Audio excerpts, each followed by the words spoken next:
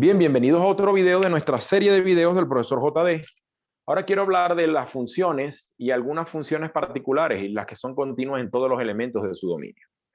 Bueno, las funciones se clasifican están las algebraicas, y en las algebraicas todas esas funciones son continuas en todos los elementos de su dominio. Por ejemplo, dentro de las algebraicas están las lineales, las cuadráticas, las cúbicas, bueno, todas las potencias en general, todas las potencias, ¿ok? Y estas funciones son continuas en todos los reales, porque bueno, su dominio son todos los reales, ¿no? Pero también dentro de las algebraicas hay unas particulares, como son las racionales,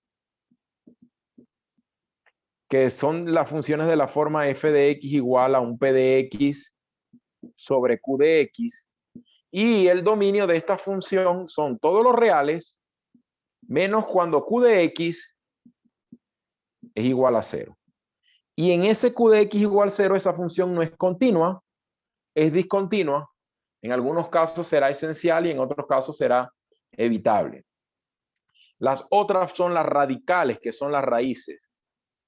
Y las radicales, bueno, también son las raíces, son de la forma f de x igual a la raíz enésima.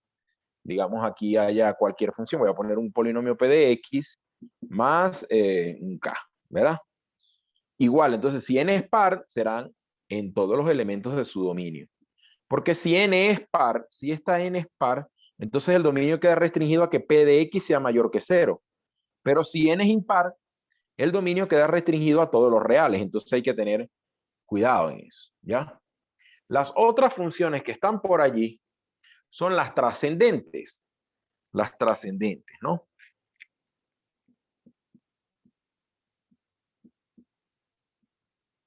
Y aquí también son continuos en todos los elementos de su dominio.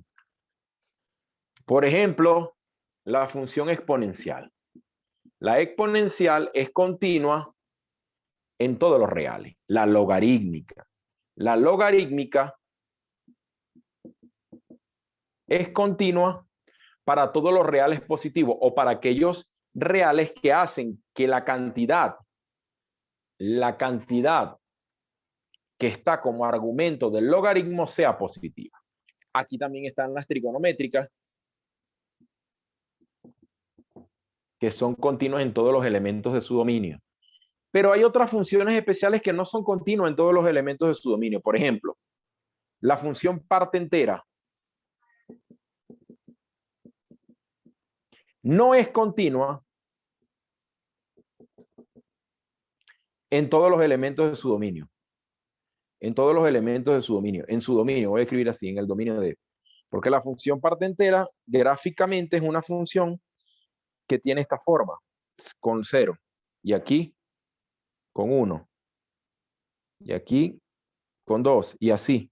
O sea, la función va dando saltos. Porque gráficamente, una función es continua cuando yo hago el gráfico, la sigo y no tengo que levantar el lápiz al momento de trazarla. Allí una función es continua. ¿Ok? Vamos a estudiar algunas funciones que sean continuas en todos los elementos de su dominio. Vamos a estudiar algunas funciones de esas. Bien, tenemos por acá un ejemplo interesante, ¿no? Donde vamos a estudiar la continuidad de esta función en particular en todos los elementos de su dominio. Pero esta función es de tipo racional. Esta función es de tipo racional, es importante saberlo. Y las funciones de tipo racional tienen como dominio todos los reales menos el valor que anula al denominador, que es 3. Así que esta función es continua en todos estos elementos. Es decir, que si yo escojo un número distinto de 3, esa función es continua. Un número distinto de 3, el 8. Esa función es continua. Un número distinto de 3, 0. Esa función es continua allí. Ahora, ¿qué ocurre en 3? ¿Qué ocurre cuando x vale 3? Que esta función allí no es continua. ¿Pero qué tipo de discontinuidad es? Porque, a ver, ¿qué pasa allí? Bueno, primera condición es que f de 3 exista. Y obviamente f de 3 me va a dar 0 sobre 0 y no existe.